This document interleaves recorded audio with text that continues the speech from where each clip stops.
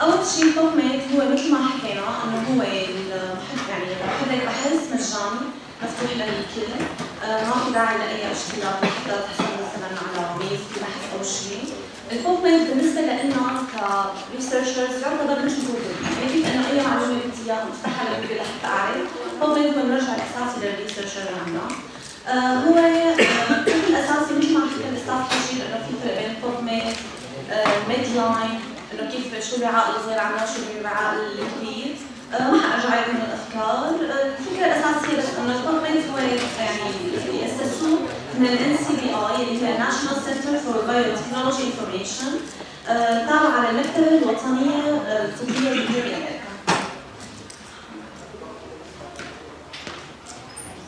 هلا عندنا كثير مواقع وقواعد ومحركات للبحث كريسيرشر، جوجل سكولر، كوكرين لايبرري، PubMed، الوعي، سبينجر، نحن بشكل اساسي حنهتم بالPubMed. انا اول ما افتح على موقع PubMed حتكون هي عندي الواجهه الاساسيه اللي حشوفها. حشوف فوق عندي على اليسار مكتوب PubMed بهذا السكرول. عندي هون مثل ما حكى الاستاذ حجير انه هون عندي كثير خيارات using PubMed tools more resources. حنبلش بالافكار الاساسيه، طبعا نحن ما حنقدر نشمل كل شيء بهذا الموقع، هو كثير كبير وكثير فيه تشعبات، ومثل ما حكينا انه فيه حتى تيوتوريالز، يعني على الموقع فيكم تفتحوا وتشوفوا فيديوهات تقدروا تكملوا يعني التعليم لحالكم، بس نحن حنحاول نحكم على اول مقطع.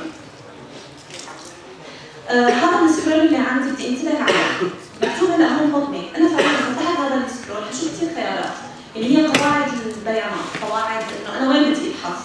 فانا اول ما بلش ببحثي بدي اعرف مثلا انه انا بدي ابحث مثلا عن السموكينج، عن الاورال كانسر، بدي اشوف دراسات سابقه انه مين نشر عن هالموضوع، بدي اقرا. فعندي يعني فيني عن PubMed، في PubHealth، في المش اللي هو هلا على تدخل كثير شيء مهم، المش والPubMed هذول اللي هلا حنشوف كمان خلال المحاضره. هلا محل هذا السهم هو نحن type what you are searching for، حنكتب نحن فعليا عن شو عم نبحث. بس يا ترى انا بكتب فورا، بدي فورا بكتب مثلا انا عم بدور على الاورال كانسر وعلاقته مع السموكينج، دغري حابدا اكتبه. لازم ننتبه لقصه كثير مهمه اللي هي البايولين لوجيك او البايولين اوبريتورز، يعني هي مثل يعني منطق بالبحث او منطق لوجستي. هي خاصه بالPubMed، هي عامه تقريبا، بس الخاص بالPubMed فيها هن البايولين اوبريتورز اللي هن and or not. هلا بظن يمكن كلياتنا مثلا اذا جايين نبحث على جوجل بطريقه انه بدنا نتيجه معينه تطلع معنا، حنستخدم and or not، حنستخدم quotation marks. فيا ترى انا بدي اعرف هلا كل شغله انا اذا حطيت and ولا or ولا not شو حيفرق معي وشو حيطلع؟ شو النتيجه اللي حتختلف؟ هناك ملاحظه مهمه انه هدول الثلاث كلمات الاوبريتورز انا لما بدي اكتبهم بالسيرش تبعي لازم يكونوا كابيتال ليتر، ما بقدر اكتب and سمول ليتر. حنبلش and.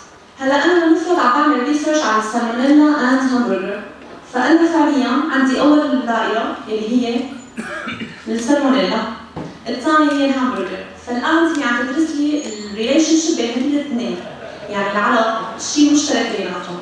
ما عم يعني ما عم بدرس انا الشيء العام انه هي او هي، عم بدرس تقاطع بالمجموعتين سوا. فكان عندي ريزولتس للسالمونيلا فرضا حوالي 64000، الهمبرجر 2000، السالمونيلا اند همبرجر فعليا هو اخر شيء 12. شوفوا النتائج قديش تخفضت انا لما درست التقاطع بيناتهم. الاول بتدرس لي هي كل الاحتمالات الموجوده فعليا، مثلا فوتبول او هوكي او ساكر، فانا عم بدرس هالثلاث احتمالات، عم اخذ كل شيء موجود عندي، بنشوف اخر حقل كيف النتائج طلعت عندي حوالي 6090 نتيجه. النوت هي عم تدرس لي الشغله اللي هي الاليمينيشن، اللي هي انه استبعاد، انا عم خصص بدي شيء ما بدي شيء ثاني. فمثلا هون عاطينا الاكزامبل arthritis not letter، فانا عم باخذ فعليا كل شيء بخص الارثرايتس وعم بستبعد اللتر. فالنتائج اخر شيء طلعت معي 159000. هي مجرد امثله يعني، والارقام مجرد يعني لتوضيح المثال. هلا حنسمع فيديو. In this video, I'm going to show you how to do a keyword search in PubMed. Keyword searching is something you're very familiar with because it's exactly what you do when you're searching one of the web-based search engines such as Google. You're just going to come up here to the search box and type in a a term that you're interested in, or a word that you're interested in. In this case, I'm going to look up soda pop. Once I have the term in the box, I just click search, and I will get a set of results for soda pop. Now, as you're looking at these results, you may sometimes wonder why it is that you're getting the results you're getting. Well, if you're ever curious about that, one of the things you can do is come over here to the right and slide down until you come to the box called search details. هلا حوقف عند النقطة تحديدا، أنا بدي أعلق على الفيديو لحتى نفهم تماما هو شو عم يشرح لنا هون. أول شيء أعطانا مثال اللي هو السودا بوب، حط هو بالمحل السيرش بوكس كتبناها للسودا بوب وشفنا النتائج اللي طلعت معنا، فهو الفيديو عم يشرح لنا يا ترى ليش طلعت معي هي النتائج ونتائج ثانية، على شو أساس البوب ميد لما هو عم يطلع لي هي النتائج. فأنا هون لازم انتبه على هذا البوكس يلي فيه السيرش ديتيلز كثير منيح لحتى أفهم شو عم يصير البوب ميد كيف عم يقرا الشيء اللي أنا عم بكتب له إياه. What this box will do for you is it will show you how the database is searching for your particular topic. In this case, you'll notice that when I put soda pop in the box, what the database is doing is it's looking for it in a couple different ways. One is looking at it as a mesh term, which is a controlled vocabulary of PubMed, and it's looking at it in a couple other ways. One of the things it's doing is it's actually breaking up soda pop into soda and pop. So you're getting things where soda is discussed and pop are discussed in the same citation, but not necessarily soda pop. And that is how it arrives at the 1,850 results that you see. Now, with that said, one of the things that you can do if you feel like 1,850 results are too many is that anytime you're searching with keywords and you want to make sure it just searches for a phrase, you can do what's called grouping.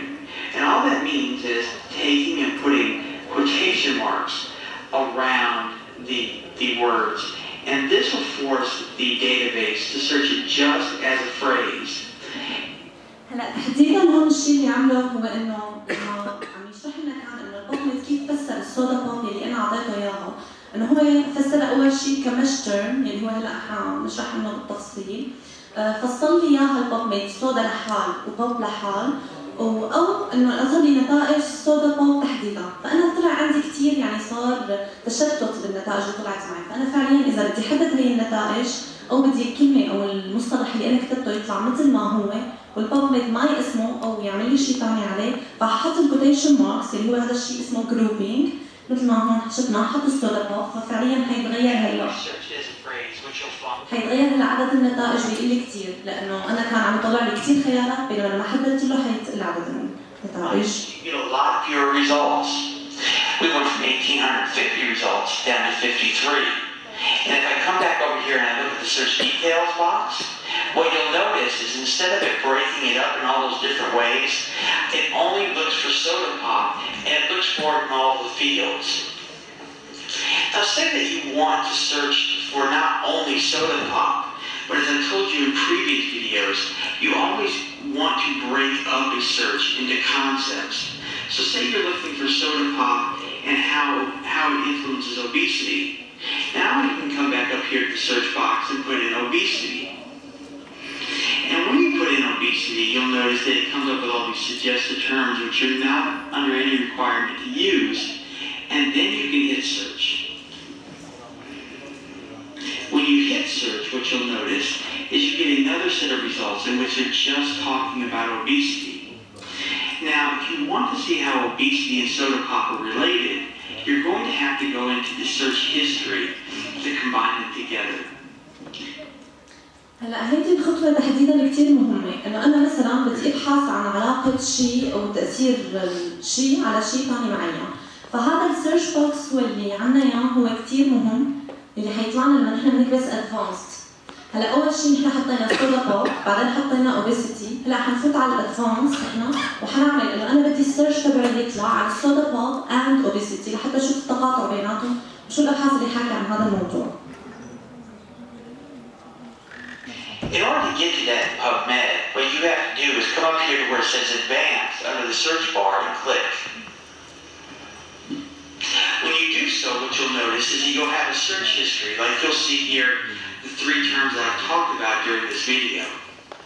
Now, if you want to put them together, all you have to do is click on Add. So I'll click on that Add, because I'll use the first soda pop because it gives me more terms. And I'll also click on the Add for obesity. So you'll see 1 and the 3 up here coinciding with their line number. Then, all you do is you click on this box to determine whether or not you want to use and, or not, which will help to form a relationship between them. They're called Boolean operators, and I talk about them in another video.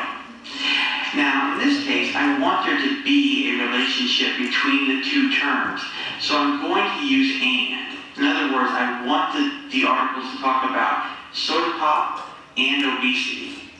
And now, if I want to see the articles, I can click search. Or if I just want to add a line to the search history, I can hit add to history. And all this will do is show you whether or not there's actually any articles here. And you'll notice when I hit add to history, it showed me that 287 articles. If I had hit search, it would have just showed me the 287 articles. Either way is fine, it just depends on your preference. Now say you wanted to access these 287 articles from your search history, all you'd have to do is click on 287. When you do that, you'll now see the 287 articles that you will want to look at. And if you want to be able to see the abstract of these articles, one of the things that you have to do is come up here to display settings. When you click on display settings and drop it down, you'll notice you have a couple different formats you can use. In order to see the abstract, you'll want to use the abstract format. You'll also notice there are other options that you can take into account and adjust if you want, but that's all based on personal preference. تمام. ففعليا انا بعد ما عملت البحث تبعي وبعد ما عملت التقاطع المشترك بين الاوبيسيتي والبوب سودا وصلت لهالنتائج وشفت عده ابحاث تناولت الموضوع، وبعدين انا عم بفتح بحث طبعا هو ما بيطلع لي اياه كامل، طلع لي الابستراكت وبعدين انا فيني اطلب البحث كامل. هذا اهم شيء بالفيديو. هلا بدنا نحكي عن الميجرز اللي هي مثل ما حكى الاستاذ حجي بمحاضرته انه هي اختصار الميديكال سبجكت هيدينجز، وهي كانت هيدي الميجرز هي مجموعه مصطلحات او فينا نقول قاموس المصطلحات الطبيه اللي بتستخدمها قاعده البيانات PubMed والميدلاين بارشده الابحاث العلميه. طيب ليش نحن بيتهمنا الميجرز؟ واي؟ لانه نحن كل ما استخدمنا الميجرز اكثر بابحاثنا، او انا حطيت وحددت شو الميجر تبع بحثي، فعليا حيكون اقوى واكثر تركيز واكثر علاقه بالموضوع اللي انا عم ببحث عنه، فساعتها ما عم تطلع لي نتائج تشتت انتباهي او مواضيع ما لها علاقه بالشيء اللي انا بدي اياه. وهلا حننتقل للهاو، انه انا كيف بدي استخدم او يعني حط الميجر وشو بدي اعرف انه شو هو الميجر اللي انا لازم احطه. هلا مثل ما حكينا انه بالنظره الاساسيه تبع البوبميد اذا تتذكروا بالسلايدات الاولى كان عندنا احتمالين. البوبميد اللي هو هلا يعني جربنا مثال انه نحن نبحث بقاعده البيانات تبعه، والميجر اللي حاليا نحن هلا حنختاره. هلا هون المثال اللي عندنا اياه انه انا مثلا عم ادرس عن موضوع الاوستيوارثرايتس اللي هو نوع من الامراض اللي بصير فيها تنكس بالمفاصل، فانه انا عندي بحث عن هذا الموضوع، وهذا الكيورد الاساسيه تبع بحثي، بدي اعرف يا ترى انا اذا حطيت هي الكلمه هي ميجر فعليا ولا حيطلع لي نتائج تشتت انتباهي، ولا شو الميجر المناسبه لهذا البحث تبعي. فانا اول شيء حددت هون بالسكرول، فوق بالسكرول انه انا بدي ابحث بقاعده بيانات المش، وثاني شيء كتبت الشيء اللي انا بدي اياه اللي اوستيوارثرايتس. النتائج بتطلع لي كثيره، انا بختار طبعا الانسب لبحثي، هون نحن اخترنا تغيير اوستيوارثرايتس اللي هي طلعت نفسها. لما بفوت على الاوستيوارثرايتس دائما بالميجر في تقسيم انه شو حيطلع لي، اول شيء بيطلع لي تعريف الميجر او شو معناه او شو هو هذا الشيء المصطلح تبعه. بعدين حيطلع لنا شيء اسمه السب هيدينجز يلي هن المفردات او الكلمات يلي مرت على الاقل مره واحده بالابحاث السابقه وكان لها علاقه مع هذا الميجر تبعه. يعني مثلا الاوستيوارثرايتس باكثر من ابحاث سابقه بالبوبميد كان له علاقة أو ريليشن شيب مع الاناليسيس، مع الاناتومي، مع الابيدميولوجي وإلى آخره، كلها مصطلحات. فهدول هن ما لهم سينونيم، يعني ما لهم مرادفات للمصطلح تبعي، بس هن أشياء لهم علاقة مع المصطلح تبعي، فأنا يعني ممكن يفيدوني، وممكن أنا بعدين إذا حبيت مثلا أدرس علاقة المجتمع تبعي أو علاقة موضوع البحث مع هدول المصطلحات كمل بهذا الطريق. ثاني شيء تحت حيطلع لي هو الانتري تيرمز اللي هو فعليا هون المرادفات. الميرج تيرم تبعي كان اوستيوارثرايتس، مثل ما انا شايفين في كثير مرادفات لإله، في الاوستيوارثرايتس، في الاوستيوارثروزز، ارثرايتس، ديجنريتيف، هدول كلياتهم عم يعطوني نفس المصطلح ونفس معنى الميرج تيرم تبعي. ففعليا انا شو استفدت من الميرج تيرم؟ انا عرفت اول شيء انه الكلمه اللي انا حطيتها شو هو الشيء الاساسي اللي انا لازم اكتبه ثاني مره بالبحث لحتى يطلع لي النتائج the most relevant، احنا بنقول لها اكثر شيء له علاقه ببحثي. ثاني شيء خلص انا ركزت على مجموعه keywords، وين ما بدي ادور باي موقع هدول keywords لما بدور عليهم هن حيعطوني النتائج المثلى. حنشوف هلا تطبيق عملي للميرج تيرم.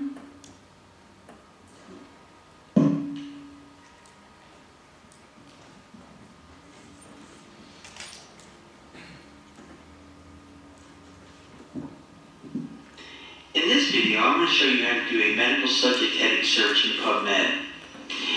The first thing you must do in order to utilize the medical subject headings is access the mesh database, which from the front page of PubMed can be done in one of two ways. The first way is to come down here to More Resources and click on the link for the mesh database. معنا مثال عملي تحديدي تشوفوا فيه أكثر. تمام، فهلا بعد ما عرفت هي الافكار الاساسيه، الكيوردز، الميرج تيرمز، وانه انا شو لازم ابحث ووين، فعلا صار فيني انا ابدا البحث تبعي.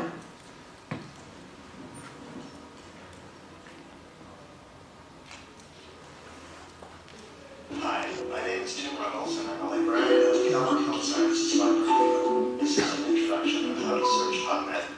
PubMed searches article citations from over 5,000 bio.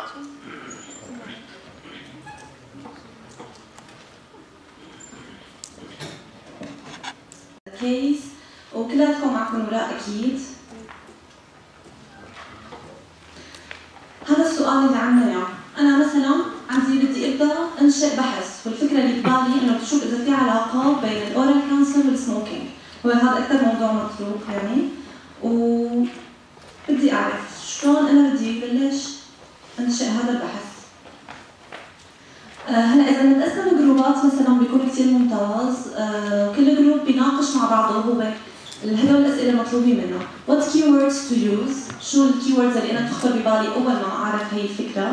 الميرج تيرمز اللي انا حلاقيه ممكن لما انا ابحث، والاختلافات بالارتكلز number when using each one of the boolean operators. يعني انا لما بدي ابحث بستخدم مثلا and ولا or ولا not، شو رح يصير الاختلاف باعداد المقالات اللي حتظهر لي. فينا نبدا بس مناقشه بالكيوردز والمش والديفرنس بالارتكلز نمبر، رح افرجيكم اياها انا على اللابتوب. فمعنا 5 minutes.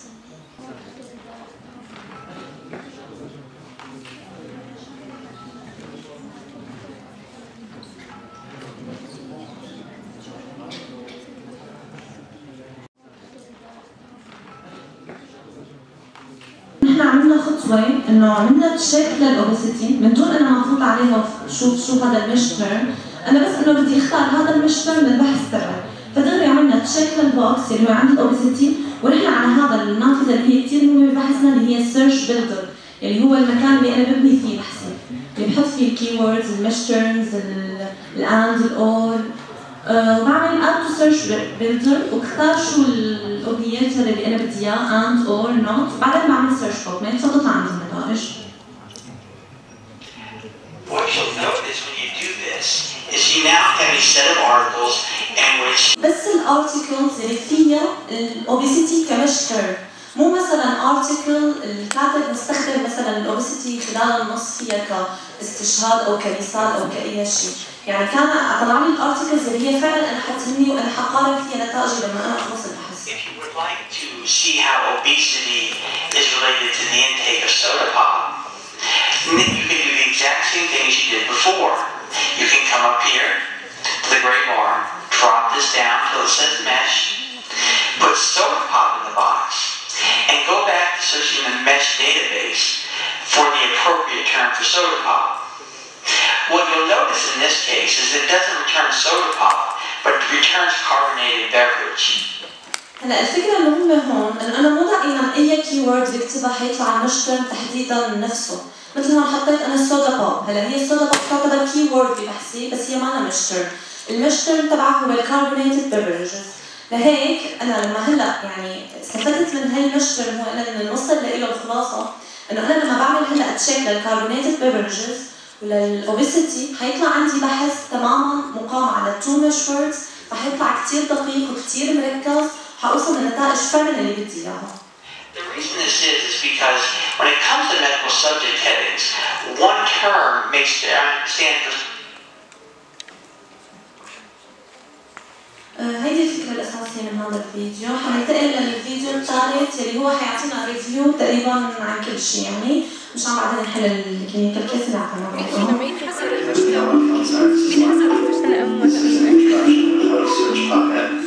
PubMed searches article citations from over 5,000 biomedical journals. Use the Dalhousie customized version of PubMed accessible from the Kellogg Library webpage to get links to full-text articles. Nichols understanding database called MESH. We'll try the main text word search box first by entering real disease and vitamin D. The results screen shows that we received approximately 6,000 article citations. When doing text word searching, it is always a good idea to check the search details box to see how PubMed has interpreted your search. Let's click the See More link. مثل ما حكينا هذا البوكس كثير مهم ببحثي لانه انا فعليا عم شوف الشيء اللي عم يكتبه كيف عم يفسر PubMed، فانا هون تحديدا عم شوف الكدني ديزيزز اللي هي كانت كمشتر او كدني او فيلد، يعني فعليا قسم لي انه PubMed اذا ما احتاج له كل شيء حياخذ لي كل كلمه لحالها، حيعطيني نتائج الكدني لحال، الديزيز لحال، او ريل اللي هي فعليا كي وورد كانت كمان.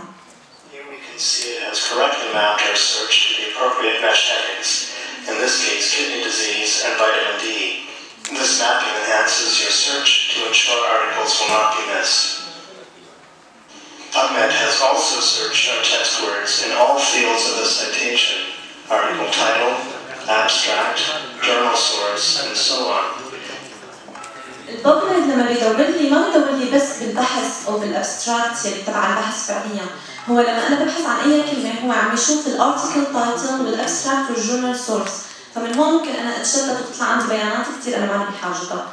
The articles may or may not be about renal disease or vitamin D. The author may have used these terms in the title or abstract in some other context. Text word searches are useful to help broaden searches and to search for articles that have not yet been indexed with mesh headings. However, they do increase the number of irrelevant citations. Let's try the same search using the mesh database. You can find the link to the mesh database from PubMed's main page or by using the drop-down more relevant. هلا هون حيعمل نفس البحث بس باستخدام المش تيرمز، حنشوف كيف حتفرق النتائج. Search since these. When you use the mesh database, each concept must be put in separately. To start, we'll just use the concept for renal disease. This search provides a list of several possible terms, but the term we want is the first one. Let's click on kidney disease to get more information. This screen gives you details on this heading, scope note, possible subheadings that can be used to narrow the focus of your search, and the medical subject tree which shows the term in relation to other concepts. Narrower concepts embedded under our heading will be included in the search unless you turn off the explode feature. In this case, let's select the subheading drug therapy and choose the major topic option to retrieve those articles whose main focus is the drug therapy of kidney disease. Now that we've made our selections, we'll add this to the search box by using the Send To drop-down menu. Next, we'll search for our second concept, vitamin D.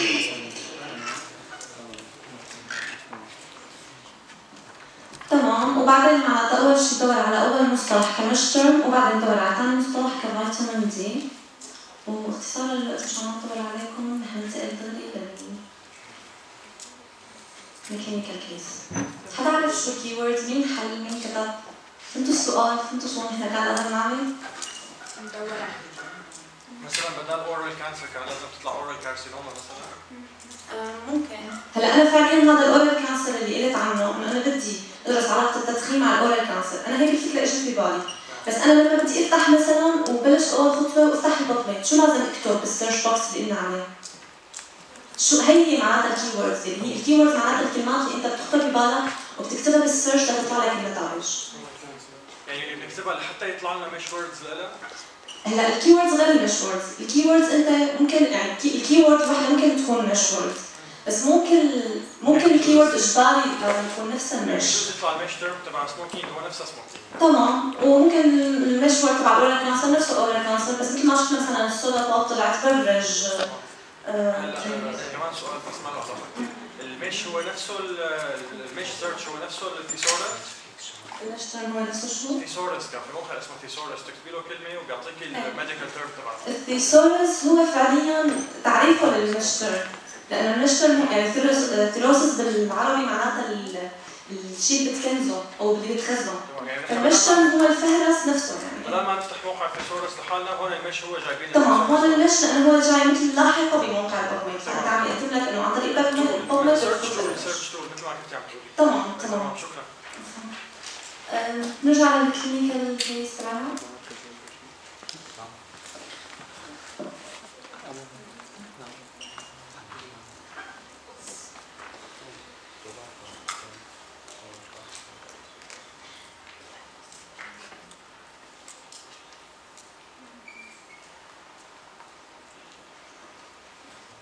طبعا معناتها مثل ما انا كان بدي ادرس علاقه السرطان السموي مع التدخين، كان مطلوب مني انه اعرف الكيوردز. انا الشيء اللي ممكن انه يخطر ببالي سموكينج، سيجاريتس، توباكو سموكينج، اورال كانسر، كانسر على الحلق، ماوث نيوبلازم يعني التنشؤات الورميه الفمويه اللي هي فعليا بمعنى السرطانات، سكواموس سيل كارسينوما SCC. بركي انا بعدين لو بعد ما انا بلشت بالبحث قررت انه ادرس يعني جزء محدد من السرطانات اللي هو الSCC. هاي الكيوردز اللي انا خطرت ببالي واللي فعليا انا دورت عليها على PubMed، بس انا معناتها بعد ما خلصت هالكيوردز بدي ادور بشكل تحديد يعني مفصل اكثر حتى اوصل للنتائج اللي انا بدي اياها ببحثي، فبدي ادور على المش تيرمز. فعليا لما انا بكتب اورال كانسر بالسيرش بوكس وبدور بالمش تيرم حتطلع لي هي النتائج اللي هي اول شيء ماوث نيوبلازم، يعني المش وورد او المش تيرم للاورال كانسر هو الماوث نيوبلازم. لما بفوت عليه شوف مثل ما حكينا اول شيء شارحين لي شو هو هذا الشيء تعريفه، بعدين حاطين لي الكلمات اللي لها علاقه او ريليشن معه، واخر شيء حاطين لي مرادفات الانتري تيرمز اللي هي مثل الماوث نيوبلازم، اورال نيوبلازم، كانسر اوف ماوث كانسرز، كلها هي مرادفات عم تعطيني نفس المعنى.